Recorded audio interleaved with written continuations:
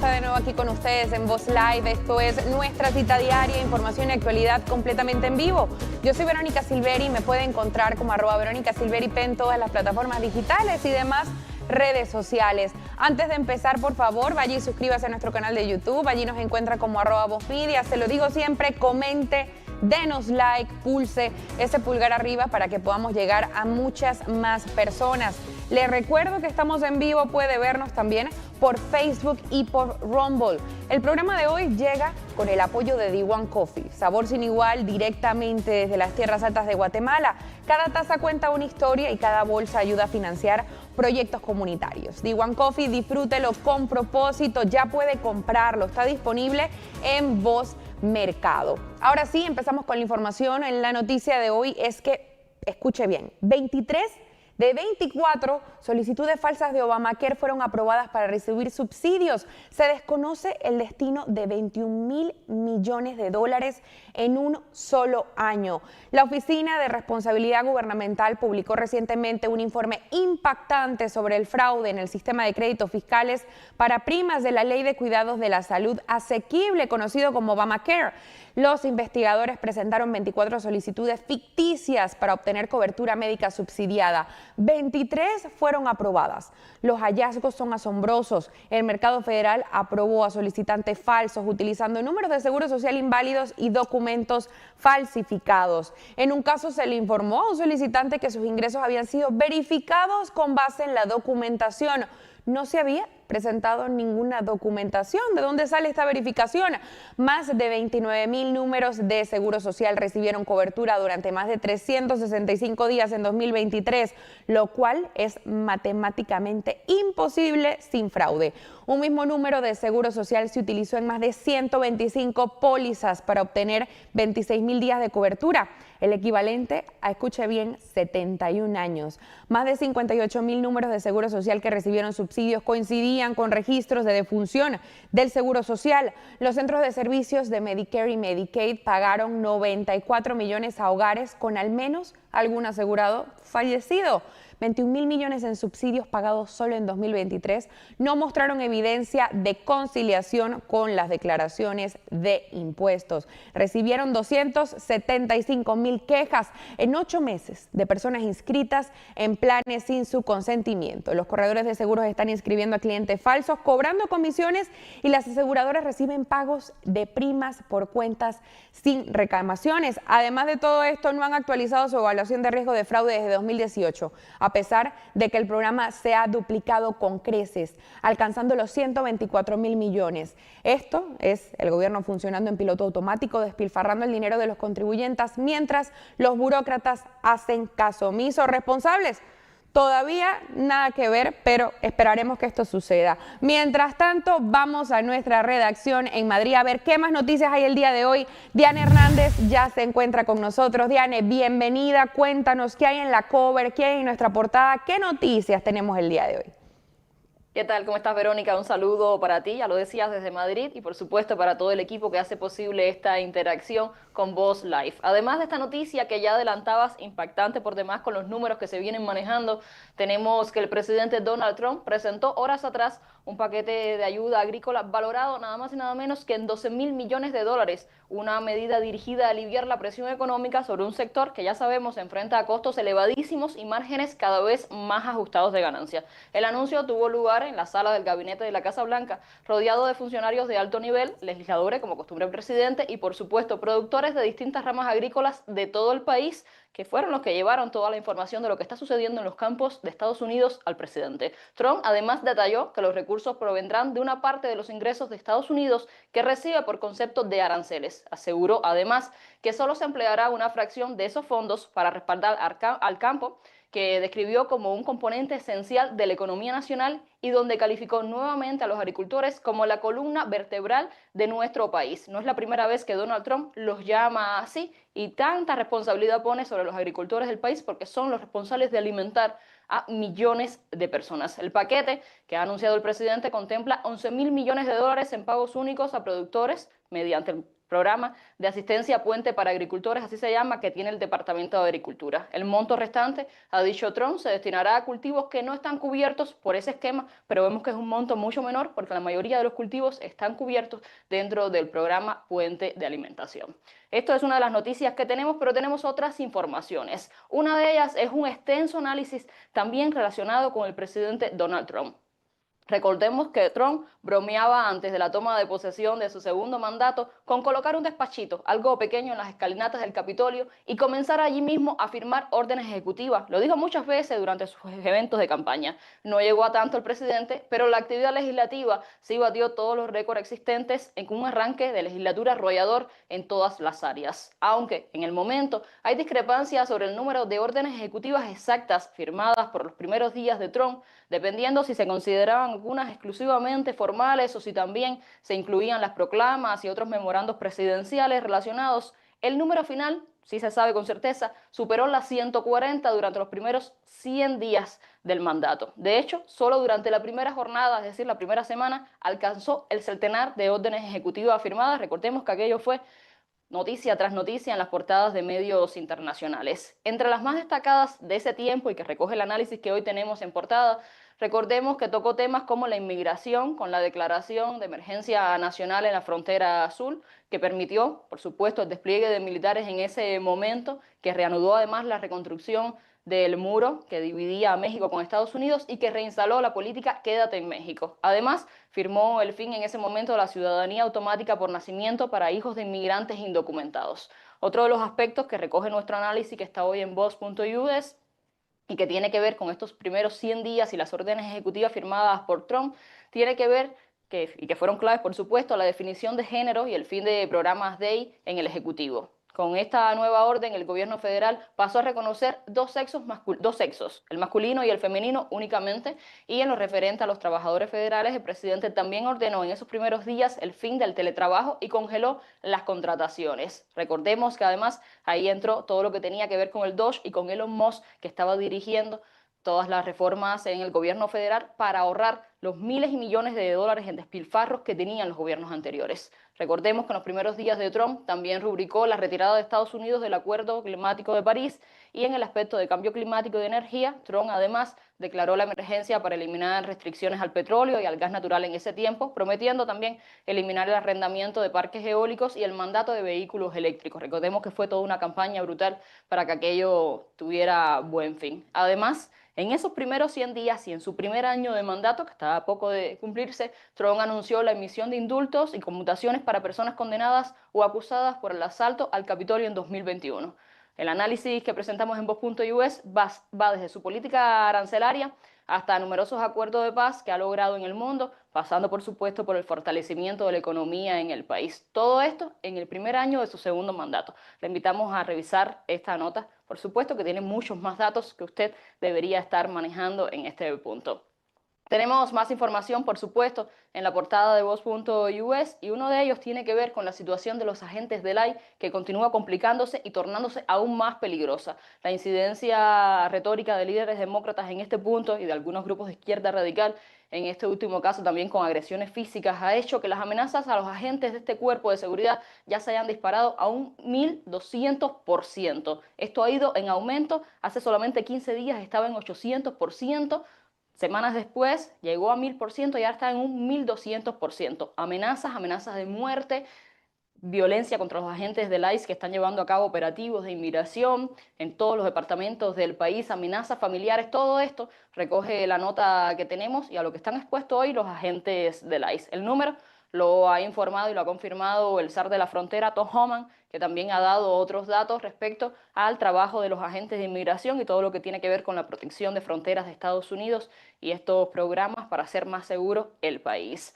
Esto es alguna de las noticias que tenemos, pero no vamos a despedir este contacto informativo sin recordar que hoy son las elecciones en Florida. Aunque en 2025 ha sido un año de menor actividad electoral para este estado. Se han vivido numerosas elecciones especiales para cubrir vacantes causadas ya sea por nombramientos, fallecimientos o nuevos proyectos políticos. Y es una de las notas que hoy recordamos y mucha atención para los residentes en Florida. Recordemos que varias de estas vacantes surgieron porque legisladores estatales aceptaron puestos en el gabinete tras el regreso de Donald Trump al poder o bien dejaron sus cargos para postularse a otros puestos. El resultado, pues, ha sido un juego de sillas entre Cámara y Senado estatal y también entre esferas locales que mantiene a Florida políticamente activa en los últimos meses, algo fuera de lo común y que no estaba previsto para 2025.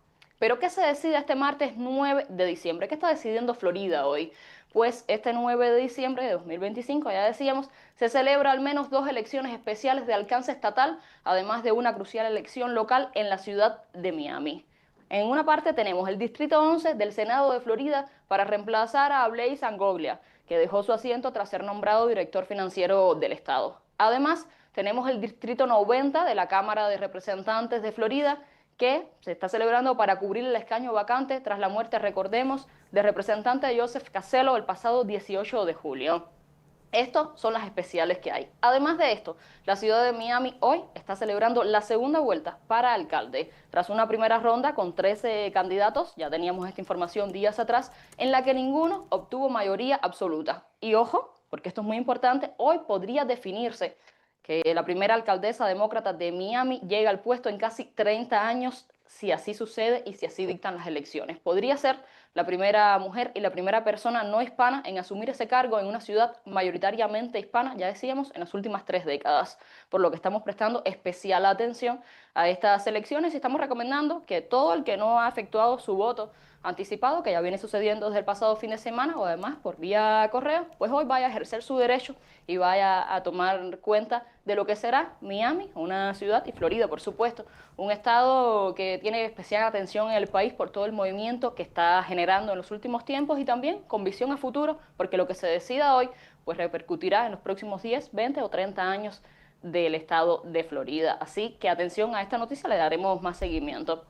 Nos despedimos, Verónica, y a toda la audiencia que tenemos a esta hora, recordando y haciendo énfasis que la Fundación Disenso, vinculada al Partido Conservador de Español, Vox, inauguró este martes en Oslo las actividades por el Premio Nobel de la Paz con la presentación de un documental dedicado a la líder opositora venezolana María Corina Machado. Esto está sucediendo justo en estos momentos y hace pocos minutos pues publicó el documental. La cinta, que es una producción original de Disenso titulada María Corina, la conquista de la libertad, recorre la trayectoria política de Machado y destaca, por supuesto, las razones por las que la líder conservadora se ha convertido en un referente de mayor proyección y legitimidad internacional frente al régimen de Nicolás Maduro. No podemos dejar de mencionar que Vox estará dando cobertura especial a este evento, a la entrega del Premio Nobel de la Paz, con un corresponsal que ya tenemos en Noruega y que, por supuesto, nos estará trayendo todos los detalles de lo que será este gran evento que sabemos que tiene muchísimos políticos vinculados y la mirada del mundo puesta en ellos. Esto es algo de lo que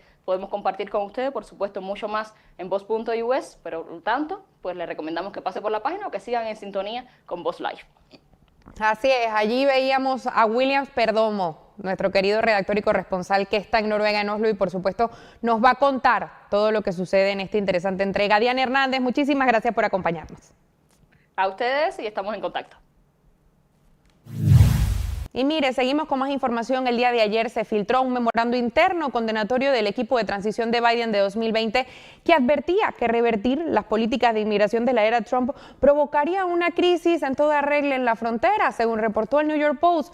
Dicho memorando advertía que el aumento de cruces en la frontera podría crear caos y una crisis humanitaria, abrumar las capacidades de procesamiento y poner en riesgo la agenda de la nueva administración. Escribieron los asesores de Biden. El memorando predijo exactamente todo lo que sucedió: aumentos repentinos de cruces ilegales, centros de detención saturados y ciudades luchando por manejar las consecuencias. De todas formas, siguió adelante con ello. Esta no fue una advertencia partidista del Partido Republicano, vino de sus propios asesores y básicamente dijeron: si haces esto, va a ser un desastre. Su equipo ofreció medidas para que Biden pudiera haber tomado para frustrar una afluencia de inmigrantes ilegales, incluidas formas de rechazar las solicitudes de inmigración con mayor facilidad. Biden, sin embargo, optó por ignorar el consejo. Para hablar sobre todo esto nos acompaña Jaime Flores, director de Comunicaciones Hispanos para el Partido Republicano. Jaime, muchísimas gracias por acompañarnos con esta interesante noticia, ¿no? ¿Qué revela este memo de 2020 sobre la negligencia deliberada de Biden en materia de inmigración? ¿Crees que esto confirma, y voy a decir la palabra confirma sabiendo que es mejor otra palabra más fuerte, que priorizó su base progresista por encima de la seguridad nacional? Sin lugar a dudas, además, Verónica, es un placer saludarte una vez más. Lo que hemos venido denunciando desde el comienzo, había un interés en importar votantes. Nos llamaba la atención y así lo evidenciamos desde el comienzo, que al mismo tiempo en que se abría la frontera y se permitía la entrada indiscriminada de inmigrantes procedentes de todas partes del mundo, sin ningún tipo de verificación de antecedentes criminales, sin ningún cumplimiento de las normas migratorias vigentes en ese momento, al mismo tiempo que en el Congreso estaban buscando la manera de eliminar cualquier tipo de restricción para que tuvieran los votantes que identificarse a la hora de ejercer su derecho al voto, pues nos indicaba que lo que estaban tratando era de traer inmigrantes, traer gente de fuera, permitirles que votaran y modificar para siempre las elecciones en los Estados Unidos, convertir prácticamente a este país en un país de partido único. Eso lo evidenciamos, eso lo dijimos, nos llamaron irresponsables, nos dijeron de todo, porque obviamente pues venía del Partido Republicano. Pero sí es muy importante que quede evidente ahora que los mismos demócratas estaban alertando al gobierno del presidente Biden sobre la peligrosidad de llevar adelante semejante fechoría.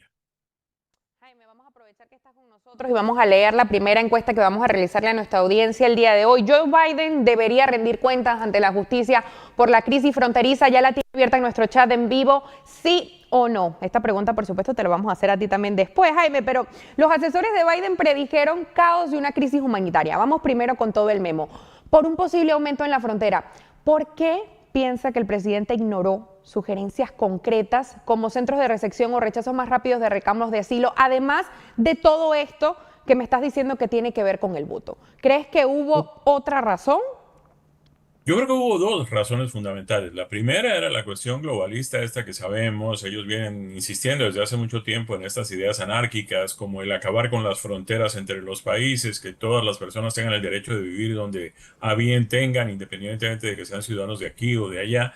En fin, todo eso por una parte, pero por la otra, nosotros siempre hemos creído que el propósito era justamente importar votantes. Ellos saben que con sus argumentos, que son muy pocos, esta es la hora en que vamos a cumplir un año, ya cumplimos un año y un mes de las elecciones del 5 de noviembre del año pasado, y el Partido Demócrata no logra organizarse, no logra ni siquiera asimilar el hecho de que perdieron vergonzosamente las elecciones, no tienen líderes, no tienen propuestas, se dedican exclusivamente a criticar, a atacar cualquier cosa que el presidente Trump proponga o haga, pero no tienen nada de ellos. Entonces, saben perfectamente que en esas condiciones ganar elecciones va a ser imposible. Y la única manera de conseguirlo sería pues importando los votantes, ¿no?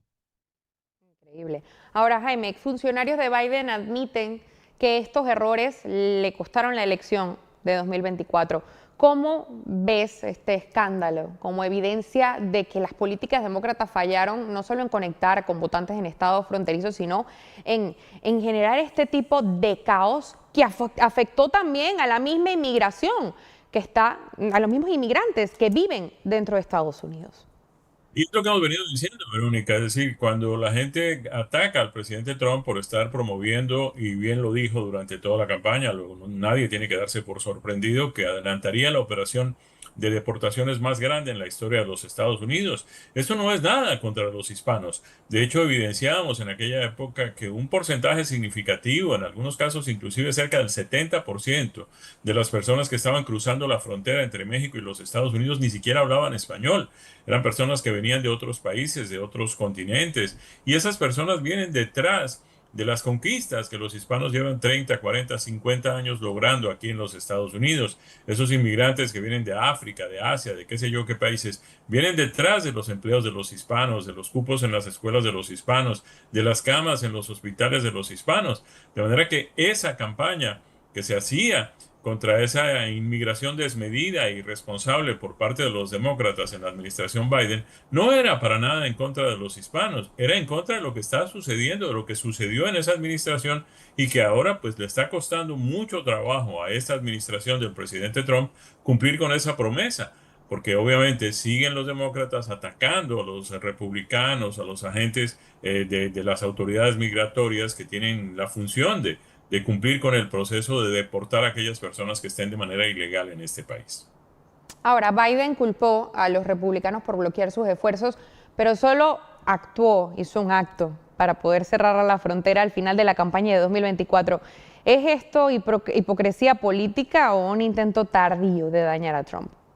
De las más flagrantes manifestaciones de hipocresía política, porque ellos además culpaban a los republicanos en el Congreso porque decían no hemos podido cerrar la frontera porque no hemos contado con la colaboración de los republicanos. Lo que querían era aprobar un proyecto de ley en el que quedaba legalizado y se codificaba todas estas irregularidades, todas estas políticas fracasadas migratorias que ellos venían adelantando. Naturalmente los republicanos se opusieron y ellos dijeron que lo que hacían los republicanos era oponerse al cierre de la frontera. La frontera se cierra de la misma manera que se abrió.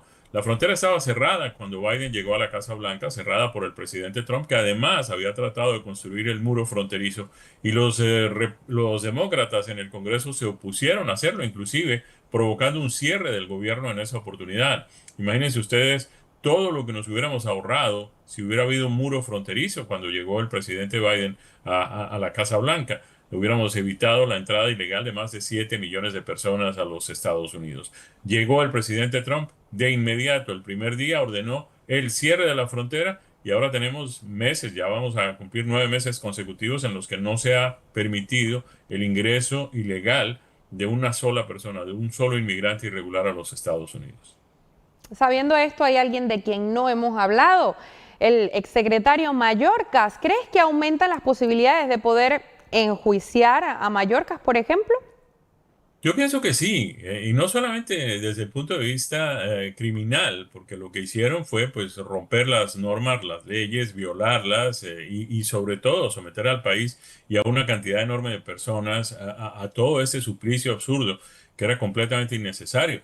Pero por ahí se habla de la posibilidad de que algunos inmigrantes que cumplieron con sus trámites, hicieron las cosas bien y se vieron perjudicados por acciones del gobierno de los Estados Unidos puedan demandar también en el terreno cil al gobierno y obtener indemnizaciones por los perjuicios que les causaron las decisiones absurdas de la administración Biden.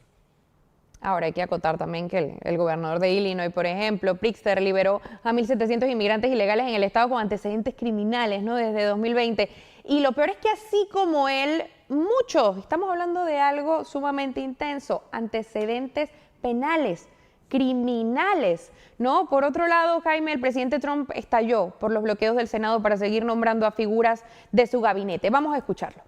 Nombrada fiscal federal del distrito de Nueva Jersey tras ser descalificada por los tribunales. ¿Tiene algún comentario al respecto? Bueno, ella no está descalificada. Tienes un asunto del blue slip que es horrible. Es una cosa horrible. Esto es imposible nombrar a un juez o a un fiscal federal y es una verdadera vergüenza y los republicanos deberían sentir vergüenza de sí mismos por permitir que esta situación continúe, porque no puedo designar a un fiscal federal que no sea demócrata, porque le han puesto un bloqueo total. Así que si tú designas en el estado de Virginia o en Nueva Jersey o en California a un fiscal federal o a un juez, quiero decir, la situación de un juez es completamente ridícula. Las únicas personas que puedes conseguir son demócratas, porque ellos le pondrán un freno.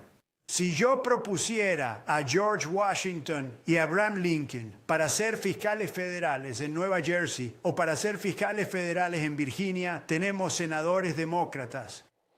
No los aprobarán. Y este es un acuerdo de caballeros que ha durado demasiado tiempo y ya no tiene ningún sentido, especialmente a la luz de lo que está ocurriendo hoy en día. Significa que no puedes nombrar a un fiscal federal republicano y nosotros no jugamos el mismo juego con ellos, pero ellos sí lo hacen.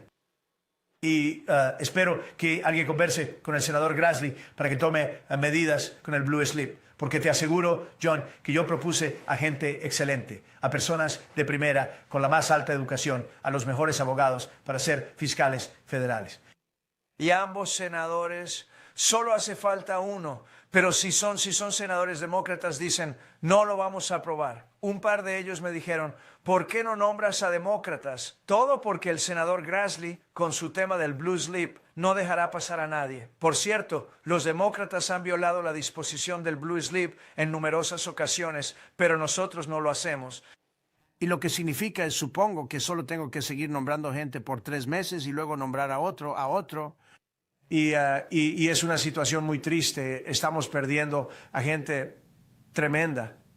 Estamos perdiendo a mucha gente valiosa. Tenemos a unos 7 fiscales federales que no podrán mantener sus puestos mucho más tiempo por el Blue Slip, porque a menos que, creo que sé por qué lo hicieron, para proteger su trasero, ¿de acuerdo? Esa es la razón principal por la que actuaron así, pero eso debería ser abolido de inmediato.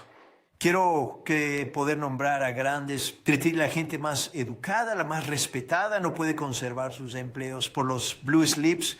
Terrible. Ahora, también se escuchó al presidente Trump decir molesto en un micrófono abierto que no podía nombrar a nadie. Vamos a escuchar. Oye, Jeff, ¿oíste lo de los bienes raíces? Sabes que no puedo nombrar a nadie, ¿eh? No puedo nombrar a nadie. A todos los que he nombrado se les ha vencido el plazo y luego están en incumplimiento. Y estamos perdiendo casos porque nunca se termina.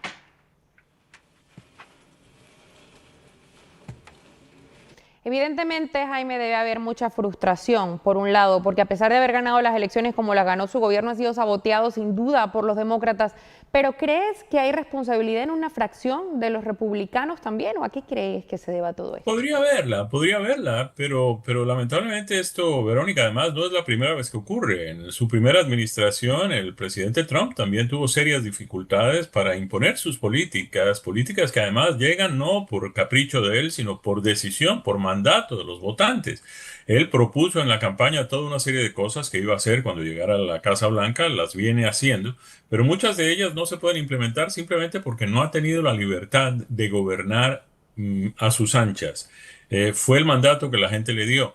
No solamente los legisladores, sino además los jueces también, es decir, miembros del Poder Judicial, han querido cogobernar, han querido prácticamente asumir las funciones no solamente del jefe del Ejecutivo, sino además del comandante de las Fuerzas Armadas de los Estados Unidos. Intervienen en todo, tienen opiniones y toman decisiones que son potestad del presidente de los Estados Unidos y no de los legisladores, ni de los jueces, ni nada de esto. Igual sucedió en la primera administración. Durante casi toda la administración no hubo un control por parte del Partido Republicano y de la Casa Blanca sobre el tema del Departamento de Estado, sobre todo en los casos del hemisferio occidental y de América Latina. También sucedían cosas similares con el Departamento de Inmigración en esa época y el presidente no tenía el control. Al presidente se le elige para que gobierne al país, no para que comparta ese gobierno a criterio de lo que se le ocurra a los congresistas del otro partido en ese momento. ¿Y cómo crees que se perfila todo esto mientras los demócratas buscan consumir el tiempo del mandato del presidente? A ver, lo que nosotros necesitamos es aprovechar las elecciones de medio término para darle al presidente unas mayorías contundentes, tanto en el Senado de los Estados Unidos como en la Cámara de Representantes. El presidente ha pedido inclusive a sus congresistas y a sus senadores en el Capitolio que tomen medidas para acabar con lo que se conoce aquí como el filibusterismo, que no es otra cosa que obstruccionismo legislativo, es decir, impedir que procedan las decisiones legislativas para que no se puedan implementar las acciones del gobierno. Fue lo que trataron de hacer, por ejemplo, y lo vimos todos los estadounidenses con el cierre del gobierno de los demócratas hace apenas unas semanas.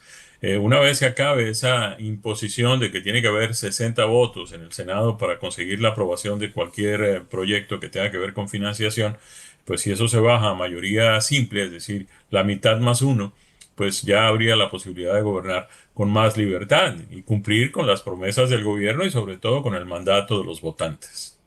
Jaime Flores, no puedo dejar de preguntarte por esto. Las elecciones en Miami, Emilio González, ¿qué me puedes decir? ¿Cómo se ve todo el panorama? A ver, pues se ve algo que nos llama la atención desde hace algún tiempo y es que hemos creído que siempre ha sido una actitud un tanto hipócrita del gobierno local de llamar elecciones no partidistas en el mundo en el que estamos viviendo hoy. Es decir que no hay partidismo en el condado de Miami-Dade o en la ciudad de Miami y en otras municipalidades aquí en nuestro sur de la Florida es totalmente falso.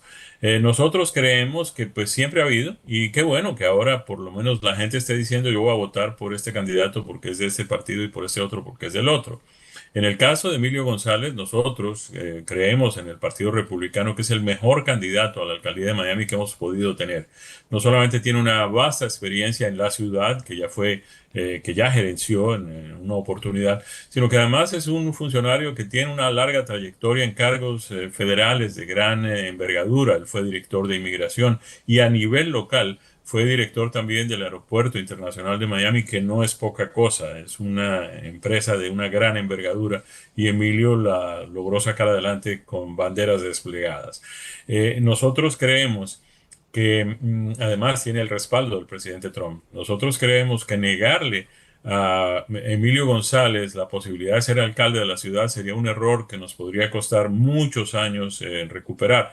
Y además, pues lamentablemente la señora Higgins pues obedece a unos lineamientos, a unos parámetros de tipo político, ideológico, que son lo que la mayoría, particularmente de los hispanos en Miami, pues rechazamos. Es decir, no tiene ningún sentido que a 90 millas de aquí tengamos pues unas políticas que a nadie le consta más que a nosotros, que son completamente absurdas, son totalmente impopulares y le han traído a la gente mucho dolor y muchas lágrimas y las estemos implementando aquí en el sur de la Florida. Tiene absolutamente ningún sentido.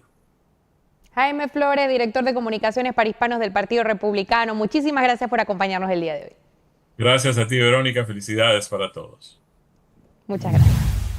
Nosotros vamos brevemente a una pausa y volvemos con mucha más información. Les recuerdo nuestro chat en vivo, allí tiene la encuesta. Vote, comente, recuerde que su opinión es lo más importante para nosotros. En eso basamos nuestra línea editorial y por supuesto la información que sale en este programa. Muchísimas gracias, brevemente ya volvemos.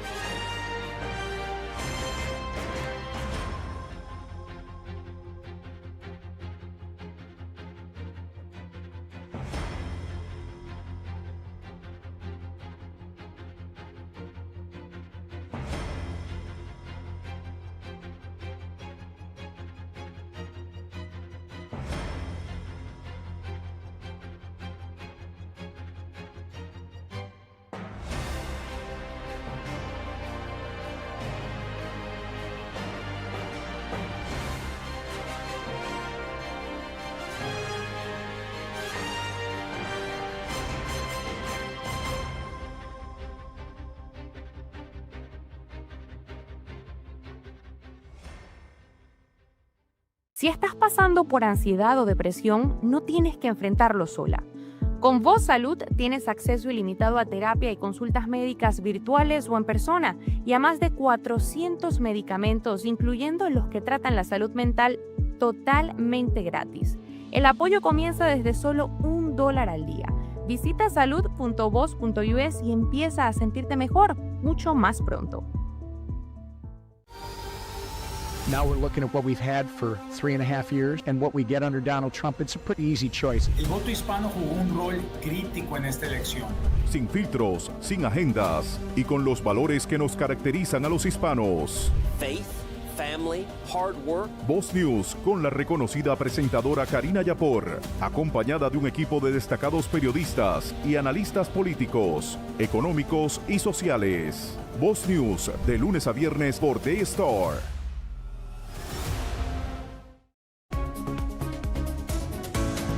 Estamos de regreso, lo prometido es deuda. Vamos con más información. El Departamento de Salud y Servicios Humanos cambia el nombre de Rachel Levine a su nombre masculino debajo de su retrato oficial. El nombre transgénero del exsecretario adjunto del HHS se ha cambiado a Richard Levine, lo que refleja su nombre de nacimiento. El departamento dijo que la prioridad es garantizar que la información presentada interna y externamente refleje la ciencia de referencia. Y una parada de tráfico del DPS de Texas a un camión de 18 ruedas tomó un giro inesperado cuando los agentes se dieron cuenta de que el conductor, John David Amaya, de 24 años, no tenía licencia comercial y estaba escondiendo a 23 inmigrantes ilegales en los dormitorios del camión. Amaya fue arrestado y acusado de 23 cargos de tráfico de personas. El grupo, formado por inmigrantes ilegales de Nicaragua, Guatemala, El Salvador, Honduras y México, fue entregado a la patrulla fronteriza. Veamos.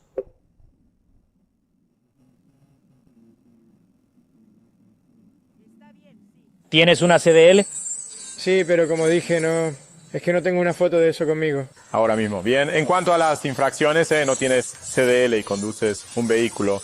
No deberías conducir un vehículo comercial. Bien, ¿y a quién llamas ahora mismo? Solo por curiosidad. A mi abogado. ¿Abogado? No llego. De acuerdo, trato hecho. De acuerdo.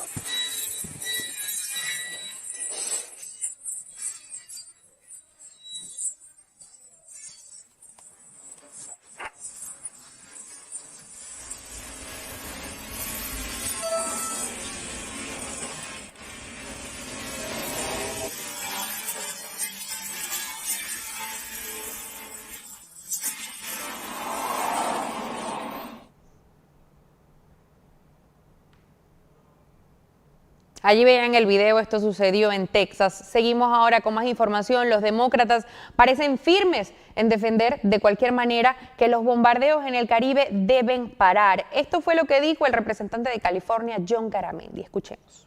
No hay información pública que indique que estas embarcaciones estén transportando drogas. Se pueden ver algunos bultos en la embarcación, algunos, no sé, quizás sean maletas por lo que sabemos.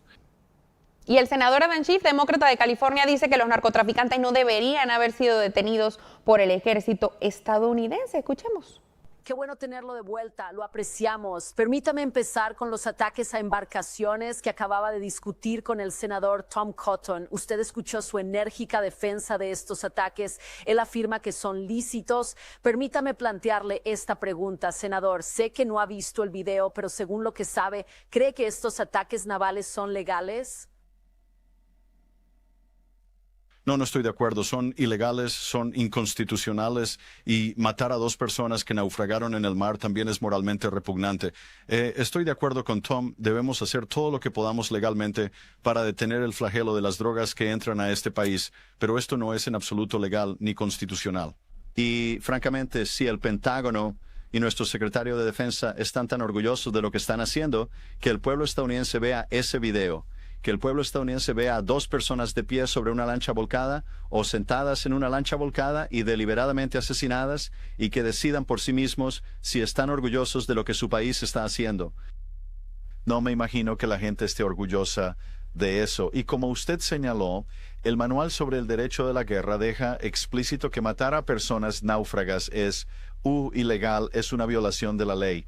Y lo más preocupante que escuché del senador Cotton fue cuando dijo que realmente no importaba lo que estas personas estuvieran haciendo en ese barco volcado, si estaban señalando su angustia y pidiendo rescate o qué estaban haciendo. Tiene mucha importancia.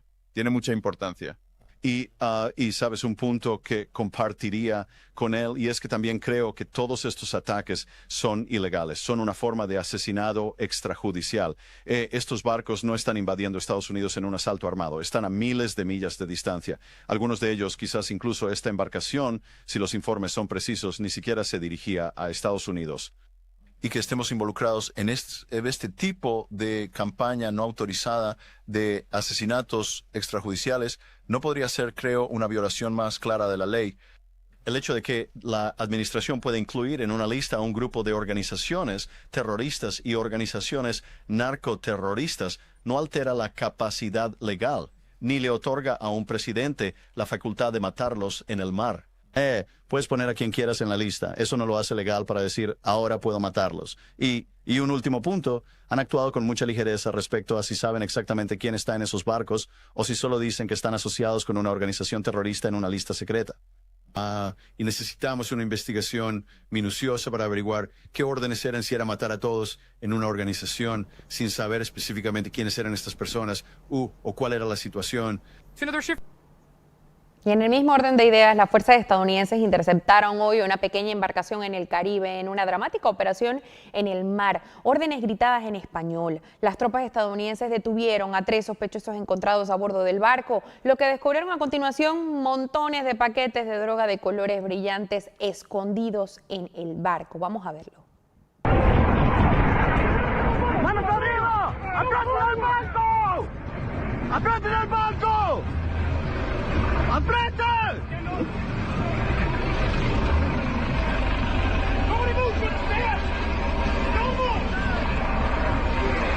Call me whenever.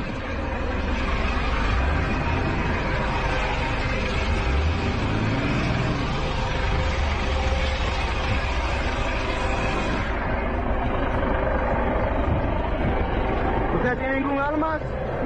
No. Ok. Quede aquí, mira para el mar. Usted mismo lo vio, no fue algo que le contaron, fue algo que nosotros, por supuesto, le contamos, pero se lo reflejamos en la pantalla. Usted mismo acaba de ver el video de lo que sucedió. Ahora sí, voy a leerles la encuesta que le realizamos el día de hoy y sus resultados. La pregunta fue la siguiente: ¿Joe Biden debería rendir cuentas ante la justicia por la crisis fronteriza? Mire usted los resultados. 88% de todos ustedes opinan que sí debería rendir cuentas ante la justicia y solo un 12% dice que no. Me toca recordarles que nos sigan en todas nuestras plataformas y redes sociales, se suscriban también a nuestro canal de YouTube, allí nos encuentra como @VozMedia. Comparta, dele me gusta para que podamos llegar a muchas más personas. Yo soy Verónica Silveri, hasta la próxima.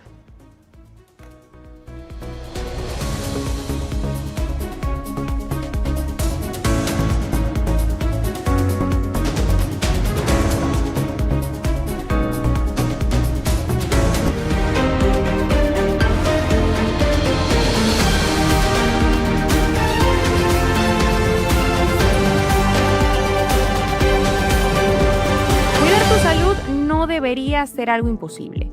Con Voz Salud accedes a consultas ilimitadas, virtuales y en persona, análisis de laboratorio con descuento y a más de 400 medicamentos esenciales totalmente gratis, incluyendo los que tu familia realmente necesita.